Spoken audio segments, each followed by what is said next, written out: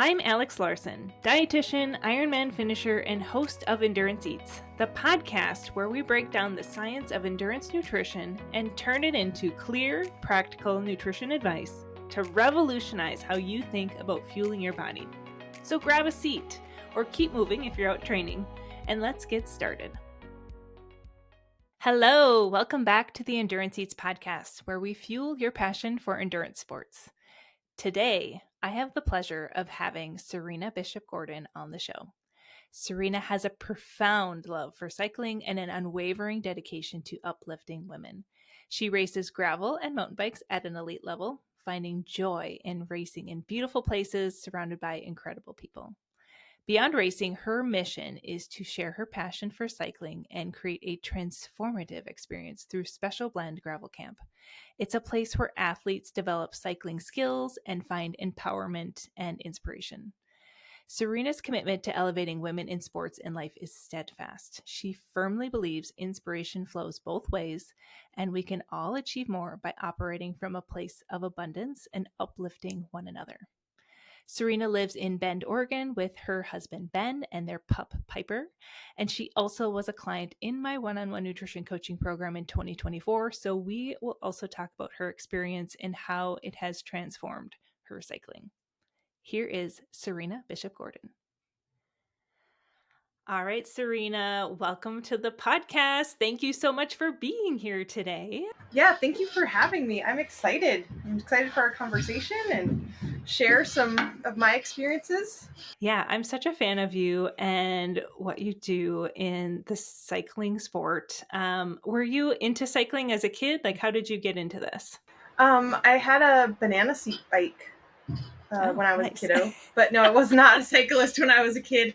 I started racing and riding bikes right around when I turned 30. I was really drawn to the community of people, and they sucked me in, and I have not escaped. Whether it's triathlon or running or cycling, it's just very welcoming. And yeah, like you just kind of get sucked in, and that's just your new life, right? A friend of mine said, be really careful, you might get bike disease, and there's no cure. Oh. And this was a long time ago, and he was so right, because I got it, and it just becomes such a integral part of who you are and what you do, and your passion for life. And I think for me, like, cycling has allowed me to show up better in all the other parts of my life. So yeah, it's definitely for me, a positive addiction. I think. Agree. Yeah. In triathlon, I'd always say, like, to anyone that was signed up for their first race, I'm like, be careful, you're going to catch the bug, because it's a very, contagious thing when you get involved with sports. So you're obviously an elite cyclist. Like, talk me through kind of that journey of you start cycling. What kind of led you to going pro? Well, I came into the sport with a pretty strong endurance background. I was a runner, and actually an ultrarunner before ultra running was cool.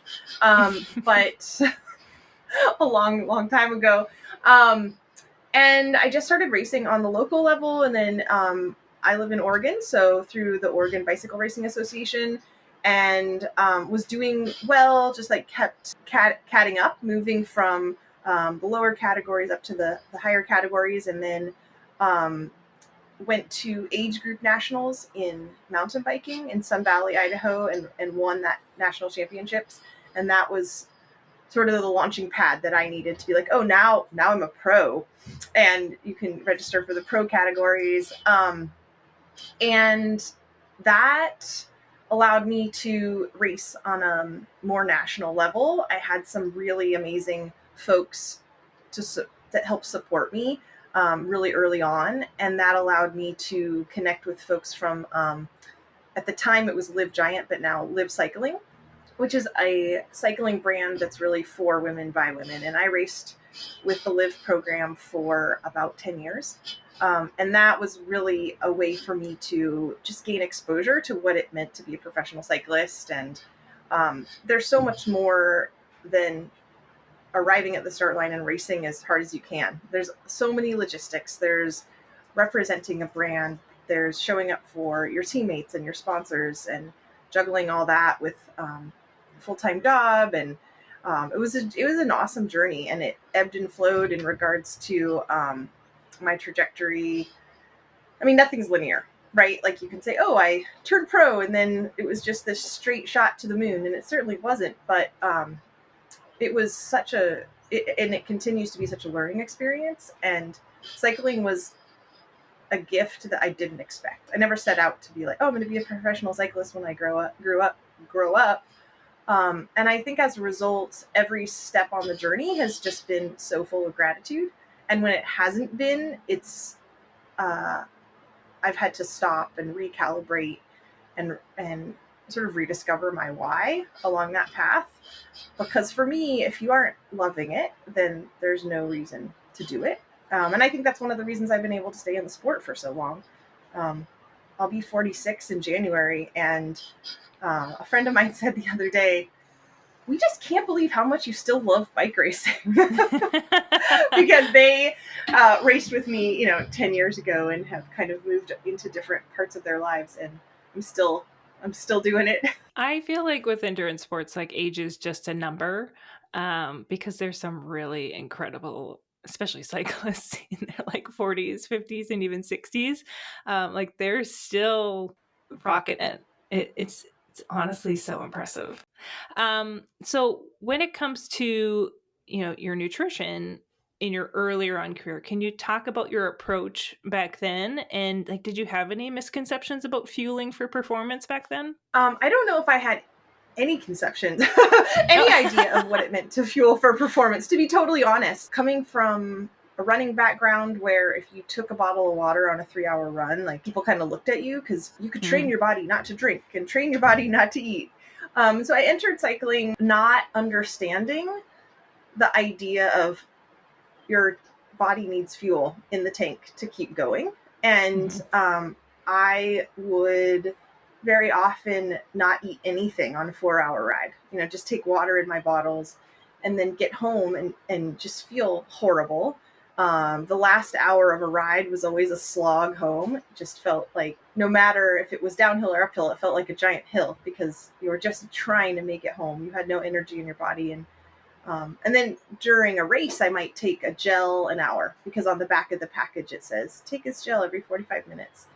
But I never trained with fuel.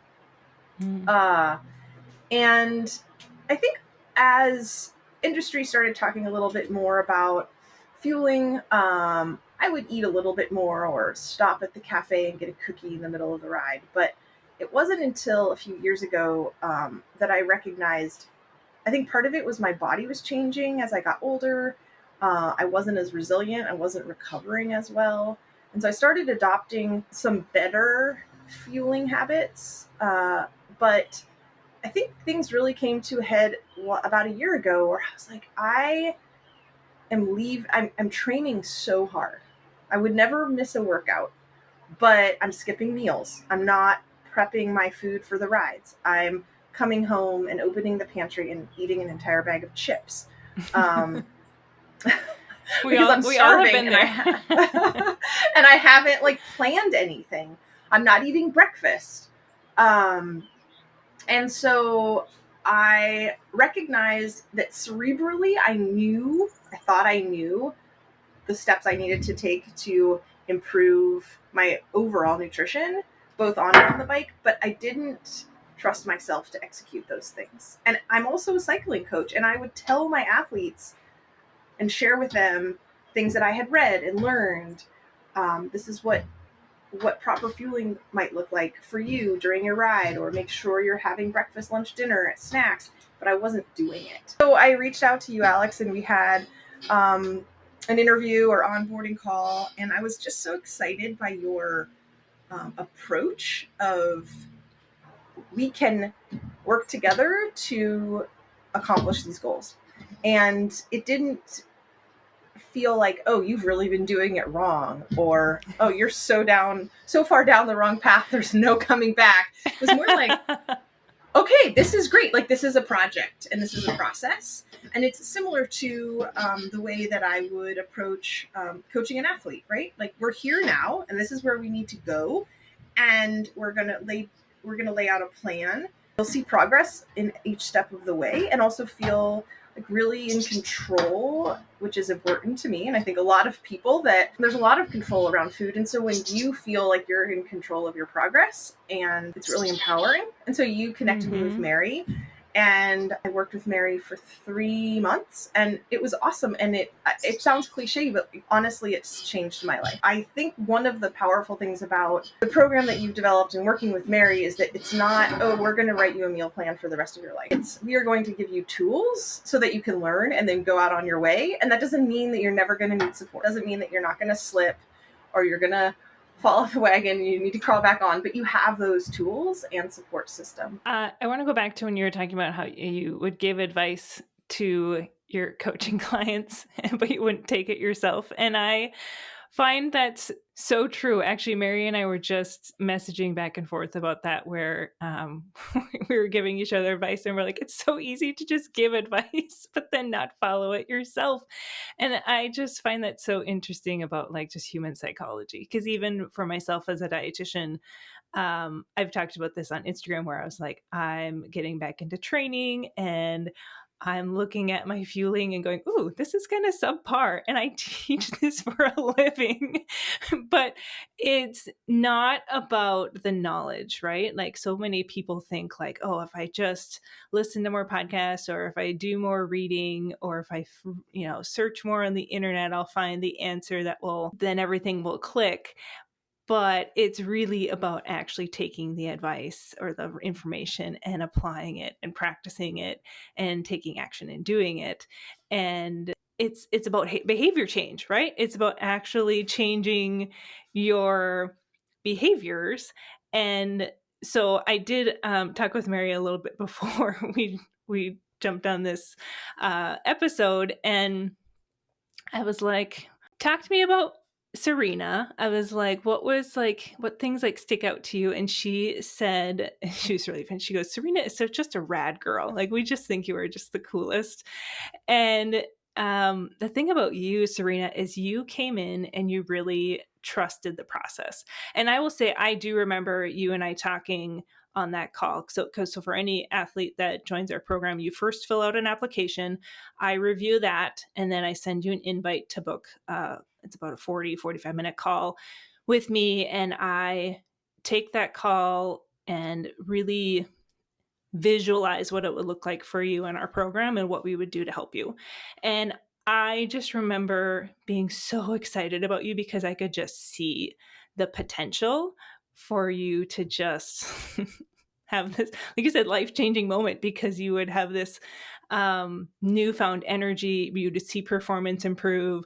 I could just see all of this potential, and it just makes me so excited. There's never any like shame that I would offer anyone, because I myself don't eat perfectly. And for you came in, you trusted the process, and Mary's like, she made a lot of significant changes very quickly. Like, you overhauled the way that you ate. I would agree. And I think trusting the process and trusting the people behind the process is the key. For me, and I can only speak for myself, but there's a lot of emotion and control wrapped up in food and diet. And when you've been an athlete for a long time, and maybe even folks who aren't athletes, the baggage that we carry around nutrition and fueling is heavy. And for me, I had to let go of that and just 100% trust Mary. And I had worked with nutritionists and dietitians in the past, and I either didn't jive with them, or I wasn't ready to let go of that baggage and to just fully commit. But from the first time that I talked with Mary, I was like, I'm in.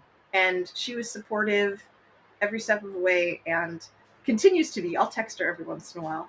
And she's always like so quick to respond and thoughtful, and just knowing that there's this, I think about Mary just like sitting on my shoulder sometimes. And habits are hard to break, and it's also easy to slip back into old habits.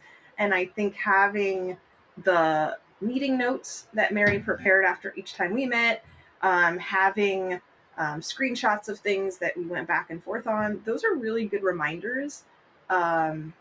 Because it's not as though after your 3-month program or your 9-month program, it's like, okay, good, you go out into the world, but you're still a human and you can still slip. And so just having that support network or feeling supported is really, really valuable. But going back to your comment about do as I say, not as I do, now that I have felt the difference in training and in racing and just in my general disposition, I mean, I fight less with, I never really fought with my husband, but my husband and I have like so few quabbles now because my blood sugar hasn't plummeted at 4:30 in the afternoon because I've actually fueled myself through the whole day. And now that I have experienced what it feels like to be well fueled, I want other people to have that too because it just makes your life better in all the ways. So I think that the program that you've developed, like, yes, it does improve athletic performance, hands down. It also just improves people's lives in a really significant just saving way. Marriages left and right over here. Yes, no, I agree. Like hangriness is it'll cause divorce for sure. My husband gets it's real. so crabby and like can't. It's like that Snickers commercial. Like you eat a Snickers, I'm like, oh my god, have a snack. Like you are insufferable. So, and I think even too, like for parents, I had a triathlete earlier on in 2024 who would do his big long workout on the weekend, and then he's like, I didn't snap at my kids the whole rest of the day. He goes, that was huge. And I'm like, oh, that's really interesting. That's a really good sign we're doing things right when you can do those really big workouts and still be a functioning, happy human the rest of the day. Yeah, you can like mow the lawn and take the dog for a walk. You're not just laid out on the couch. And your recovery is so much better. That's something else. It's not just eating. I mean, when you're fueling on the bike, your recovery is going to be better. And then because you're not depleting yourself as much. And then as soon as you get off the bike, if you're taking in the carbohydrates and protein that you need, then you're going to feel better the next day's workout. You're going to get more out of your workout. I think as a coach, I tell the athletes that I work with, your body can only absorb so much, right? You can go hammer and just bury yourself day after day, but without that rest and recovery, you're not going to get stronger. And I think nutrition plays a huge piece in that equation because if you can recover, you can actually do more work, and that will allow you to get stronger. And if you are taking in what your body needs to repair your muscles and to keep your mind sharp, it's not just on race day that you'll go faster. You're going to go faster every step of the way. And then race day or whatever your event looks like is going to be amplified because you're a stronger athlete. So there's like absolutely the macro, what are you doing today or what are you doing on race day and what's your race day nutrition plan? But then that's the micro. But then the macro is like the bigger picture and how over the course of a year, much more you can improve if you're recovering, and all of those cycles just allow you to build. Yeah, because our training is the stress on the body, right? Like that's what's supposed to like trigger our body to adapt and get stronger and have more endurance and be able to go farther and longer. And so when you get done with that workout, then you need to provide that necessary fuel in order to get those adaptations to happen in your body. And that's where there's that missing piece, and you see people plateauing in performance, or you're not recovering well and you're having to take extra rest days.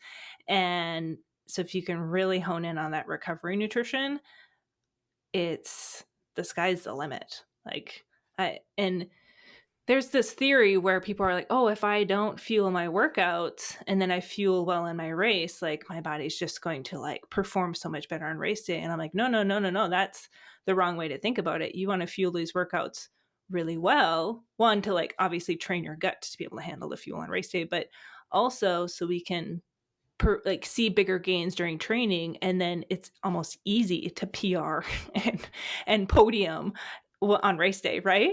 Yeah, I mean, yes, if you don't fuel your workouts and your stomach can tolerate it and you fuel during your race, you will feel a jolt, right? You'll have some more energy, but you've left so much potential on the table. And if you can do exactly. do both, there's no reason not to do both. And I will say that one of the biggest fears or hangups that I had in regards to the amount of carbohydrates that I was taking in during training rides, I was like, this is crazy. You want me to take in this many grams of carbohydrates every hour? This is what I would take over the course of a whole ride. And I just had to okay, trust the process. And I was fortunate in that I was working with Mary during the beginning of the year. So I wasn't racing. It was really a base training phase. And so that was really a perfect time to experiment, try new things. And I was riding the trainer a lot because the weather was snowy, and it gave me a really optimized scenario to make sure. I mean, when you're riding on the trainer, you don't have a lot to think about. So you're like, okay, how many minutes has gone by? How many carbohydrates do I need to take in? And so those habits were easy for me to like stick to, because it was there were no excuses, right? Like you had all your food, water, hydration, everything was there. And that ecosystem made it easy to create those habits. Then when you go outside, you just take them with you. But something that I noticed is, so the hang up is like, oh, I'm taking in all these carbohydrates when I ride. And too often we have thought about how many calories do we expend versus how many calories do we take in over the course of the day. And what I learned is that when you're on the bike, you can pretty much eat as much as you want, as many carbohydrates as you can. Your body is going to burn those off, and you don't count those carbs in your overall daily nutrition. Like, that is energy in the tank. It's being burnt straight away. It's keeping the furnace burning really hot. And looking at the fuel that I take in while I'm on the bike, I look at it only in grams of carbohydrates. I don't look at it as calories. And it might sound silly and maybe I'm nuts, but by doing that, it's very much shift my perception of like, okay, daily nutrition, you can count that in calories and in macros, but when you're on the bike, it's only grams of carbohydrates, and I don't even calculate how many calories it is. And it allows me to look at all of those carbs as simply as fuel. And it's allowed me to increase my carbs per hour, and let go of the traditional like calories in, calories out mentality that I think or I, growing up, were told, like, oh, if you want to lose weight or you want to stay fit, you just need to reduce the number of calories that you take in your day. So separating those two things has been really helpful. And I saw a huge change in my body composition because I was eating more on the bike and my body had the carbs that it needed. I think it quit holding on to things. You know, it's like, oh, we can burn the fuel that's coming in. We're not in self-preservation mode. So I actually lost a little bit of weight and improved my body composition by increasing the amount of fuel I was taking in, which is so counter to everything that we're taught, or that I was taught. I mean, the time is a little bit different now, but uh, yeah, like, oh, go run a marathon and eat a gel. You know, Yeah. your body goes into self-preservation mode. No wonder the last 6 miles of a marathon, everyone bonks. Well, they don't have any food. I think that's interesting, though, that you had that observation about you're fueling more, but your body composition is, you're seeing a little bit of weight drop off. You're seeing yourself get leaner. And I mean, when you and I had that first call, you had mentioned that you were just a little bit heavier than like your race weight. You were just like a couple pounds heavier. And so you wouldn't mind dropping that. And I think you went like beyond that, didn't you? A little bit, yeah. It was not intentional. It was kind of like, oh yeah, I just I was eating more, but I was eating better. And yeah, body composition just changed.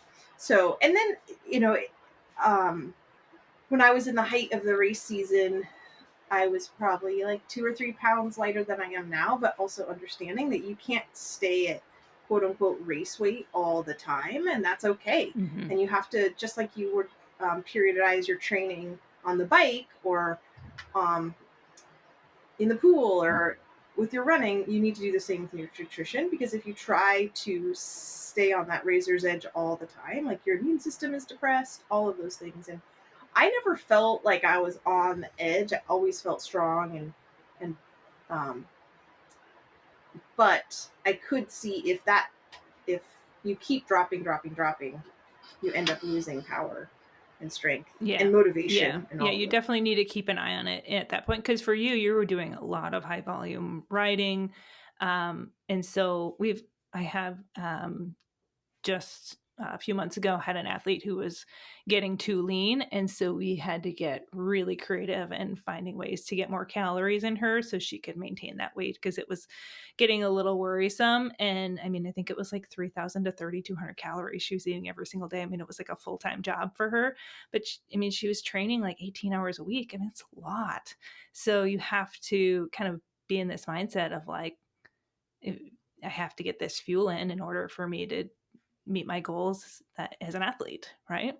I felt so much better. I was snacking so much less, and I didn't feel like after dinner I needed to eat like an entire chocolate bar. I could just have a square. Like I used to finish dinner and then be like, "Oh, I'm hungry," or I don't. It wasn't even that I was hungry; I just didn't feel satisfied. And I'd eat like an entire bar of Yeah. dark chocolate and go to bed and then not sleep well because you just ate an entire bar of dark chocolate. And I remember saying to Mary, "Oh, I could just have a square of dark chocolate and feel like just satisfied. Like that was a really nice thing to have in the evenings, whatever." But it wasn't a need to have. It wasn't this like overwhelming craving of I'm not satiated. And that was the biggest thing by spreading out and meal planning and eating lunch, and also increasing my protein intake. I craved sugar less. I craved carbs off the bike less. So that would be like the biggest thing off the bike. And then on the bike, I just generally felt better. Like I could do efforts at the end of a 3 hour ride and still have the energy. I didn't feel like I was melting. What was the most difficult part to with changing your nutrition? Lunches, definitely. Hmm. Like off the bike, lunches were the hardest because of my schedule. And I just didn't eat lunch for so many years. I just sort of like would graze. And so planning a lunch, having something either whether it be leftovers and there's so many great options of frozen meals or pre-planned meals, just making sure that I had actual lunch was by far the hardest part for me. Um, but now that it becomes habit, it's just easier and getting creative, like making sure that you get off the bike at 3 o'clock. Oh well, dinner's soon. Too bad. Eat anyway. Just like um, making yourself do it. Just like you. Well, you're not going to not do your fourth interval. So looking at it as part of a holistic training plan, for me has been really beneficial. Yeah, I feel like if you're getting off the bike at 3 and you're having dinner even at 5:30, you're gonna feel really crappy if you don't have anything for the next 2 hours. That's my always downfall. If I forget to take in some fuel, usually about the 2 hour mark, I all of a sudden just feel awful and just like so tired and almost like borderline nauseous. I think it's just like a huge drop in blood sugar. And I'm like, oh no, what did I do? I totally forgot to fuel. And so I'm like trying to course correct. But yeah, there's just something about having some post workout fuel or snack. Some people like timing wise, you can just have your meal, but if you're not having a meal for a while, you really just have to have something. It just kickstarts that recovery process so much sooner. Yeah, a couple of things that I've done is if you have any empty or any half eaten or open packages of ride food in your pocket, you need to eat those before you get home. Like, you roll in. Most people have a small recovery pedal between the time that they get into the city limits or whatever. Okay, oh, I have a half a waffle left in my pocket. Eat that before I get home. You're jump starting recovery, and then as soon as I get home, I have a recovery drink. And it doesn't matter what time it is. Even if I'm going to sit down to dinner, it's like I need to get that protein, I need to get those carbs in my body right away. And it's just what I do. And if I drive to ride, I have a shaker bottle, and it's insulated so I can put ice in there, or you put it in a cooler and just make it a habit. Because when I miss that, when you were talking about that 2 hour window, Alex, at that point when I start feeling not great, I'm like, I just blew it. I did this big workout. I put in I made all these deposits into the bank, And then I didn't give my body what it needed to make use of that. And so it's almost like I don't want to let go or not take advantage of the work that I've done on the ride. And it doesn't have to even be a hard workout. Like you just go for a ride, a 3-hour endurance ride, your body used a lot of energy. It broke down muscle. It is now in a place where it can repair and get you ready for the next day if you take advantage of that opportunity. And if you don't, that window closes, right? You can't make up for it 4 hours later. And I, again, when I was saying Mary sort of sits on my shoulder and gives me reminders, that's one of those things. Like as soon as you get in the door, I mean, even like put your recovery stuff in the blender and then put it in the glass and take that into the shower if you need to. Don't make excuses. And if you have to cut your ride short by 5 minutes so that you can make sure you get in fuel, I would say it's worth it. I don't think any coach is going to be like, oh, you cut your ride 5 minutes short so that you could make sure you got your nutrition in. They will only celebrate that. So, yeah, I would agree with that, because there's a lot of athletes out there who are like have jobs aside from their training. They have kids, and so it is like a struggle just to fit in their training alone. So it's like, if you're limited on how much training you can do, then let's maximize that with a solid nutrition plan. You can get so much more out of the little training that you can do. yeah, and to your earlier point, like you can read all you want, you can listen to all the podcasts, and those are helpful, but having somebody that you trust give you direction, for me, was the game changer, because it's not only accountability, but it's also, it's trust, but it's more than that. It's like this person knows what they're doing. They want you to succeed. And so you can kind of turn off your brain and just follow the instructions. And then once you create those habits, then you can start thinking about it. Then you can start, but initially just follow directions. You've had so many other clients that have had similar experiences. It's so worth it, because I'm a coach and I have a coach. It's the same idea. I need someone to tell me when to go hard, when to rest, when I'm pushing too much, when I need to push harder. And could I tell myself those same things? Yes, but emotion gets into it. And when you have someone helping you with your nutrition planning, you can take the emotion out and just follow the instructions. And when it comes to food and there's so much emotion wrapped up into it, it's very helpful. I would agree with that. Even for myself, working on my own nutrition, I would like second guess things a little bit. And I'm like, what's wrong with me? So I would reach out to Mary. I'm like, can you just confirm what I need to do here with this? Because I just needed someone else to kind of validate it for me. And I just needed someone else to tell me instead of trying to tell myself. And I 100% know exactly what you're saying. And we've even had dietitians join our program too, because they're like, I just need someone to guide me through this process. And we're like, yep, we could totally do that. There's the practical side and there's the emotional side. And if you can separate those things, then you have a lot more success. 100%. So for other like female endurance athletes that are getting started on improving their nutrition, like what advice do you have for them? Quit looking at the internet. except for Alex Larson Nutrition's Instagram. No, I Mic think drop right there. I think the comparison of, even now it's getting to be a competition of like, oh, I took in 140 grams of carbohydrates, and then you're like, oh, I only took in 80. Something's wrong with me. Like, there's so much noise, and if you can remove that noise and come up with a plan that's right for you, you will be successful. So I would say no matter where you are in your endurance journey, creating good habits and having help along the way with someone who can build a plan unique to you is super helpful. And it is in no way negative to ask for help.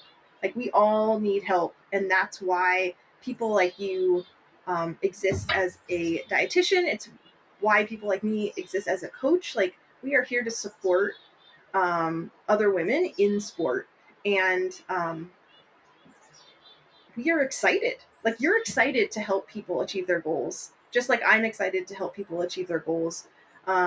all through endurance sport, but from different sides. So quit looking at the internet and ask for help. And I think a lot of the women that I work with through coaching with Special Blend, they grew up in this like fad diet culture, and just letting go of that, and recognizing that it's not going to happen overnight. It's so hard to let it go though, because it is just conditioned in our brain. I'm a child of the 90s. I'm born 87. And so it's like that just, even for me, sometimes I'm like, why is this in my head? And it's just this conditioning. And so it's really hard to rewire that in our brain. I think we're on the way. Like, it's definitely seen lots of shifts, but I would agree, like it's tough. Like you have to constantly be fighting that messaging that's always been there. We're really connected. When I say don't look at the internet, that's a very unrealistic Yeah. expectation. However, you can curate what you see on the internet by who you follow, what influences you're bringing into your sphere, and only follow people on social media platforms that bring you joy and that provide you good information, and things that make you feel sad or like you're not enough or giving you bad advice, just unfollow them. Like they aren't adding to your life in any way. So just get rid of them. And that process I've gone through over the last year or so, and I'm so much happier. Like, oh, I don't need all this negativity. Why would I invite that into my life? And when we open the phone, all the time and we're scrolling, we'll just be infiltrated with positivity and people who are showing you what's possible in really healthy ways. Yeah, 100% agree. That's why I like rarely ever watch the news lately, because it's just depressing. One of the things that I love about you, Serena, is your dedication to giving back to the sport. You host these amazing camps, this Special Blend gravel camp. You host like 3 a year, I think it is. Is that right?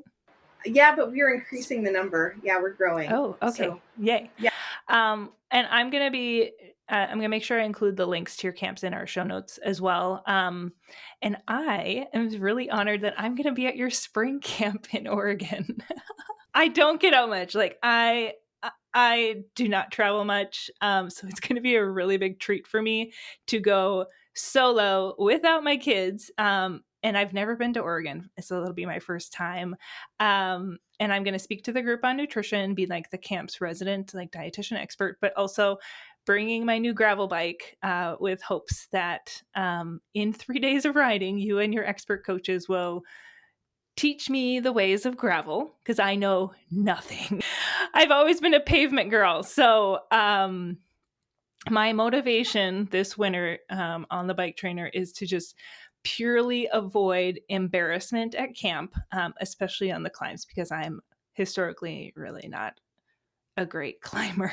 Alex, I think camp you're going to love it. It's a really fun, supportive environment. Your only job is to eat, sleep, and ride your bike, and we take care of the rest. And I am confident that you will come away with a whole new toolbox, a whole bunch of new tools to put in your toolbox, and new friends, which I think is really important.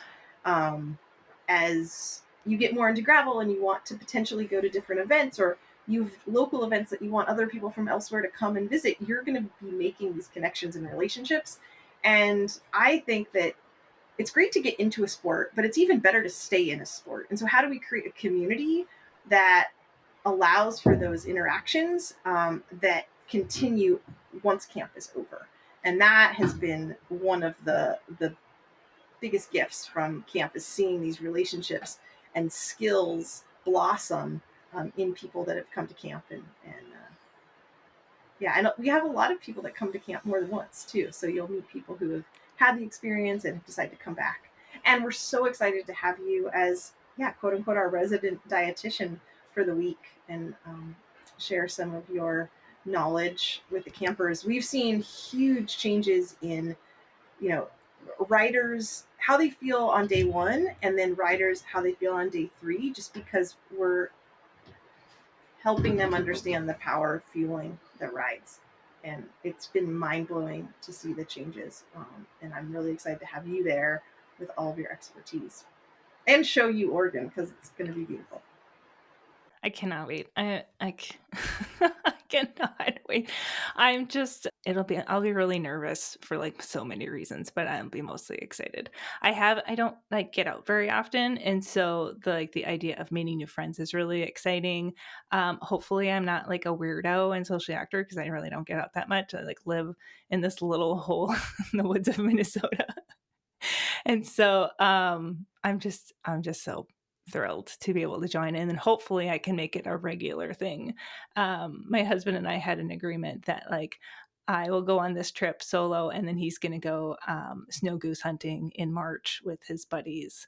And I was like, yep, you go hunting if I can go to bike camp. That's awesome. I feel very honored that you're coming and really excited to have you. Just know that you will be welcomed with like so many open arms. Um, yeah, it's a really special thing.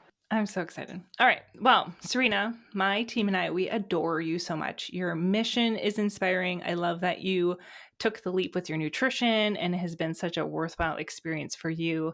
If people want to get in touch with you, follow along on your cycling adventures, learn more about your camps and coaching, how would they do so? How would they get in touch with you or follow you?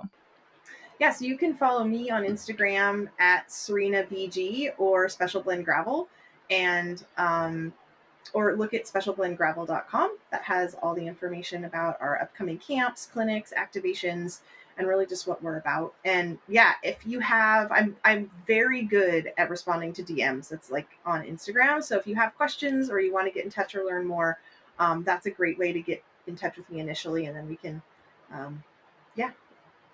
I just love hearing from our community. It makes me really happy. Agreed. Anytime I get a message, I'm just like so thrilled to just connect with people. And I will include all of the links of where to find you as well in our show notes. But Serena, thank you so much for being here and sharing your story and your experience in our one-on-one nutrition coaching program. It's just always such an honor to have played a role in your cycling success. Thanks, Alex. I appreciate it. Listening to Serena's story, does it make you wonder how your life would change as an athlete if you transformed your nutrition? What those results in either performance or even body composition would be like for you? The only way we can find out is by taking action. When you're ready to work on those fueling habits and eating behaviors, head to alexlarsonnutrition.com and fill out an application to my one-on-one nutrition coaching program. We have helped hundreds of endurance athletes improve their nutrition to better support their very active and very busy lifestyle. And we would love to explore working with you.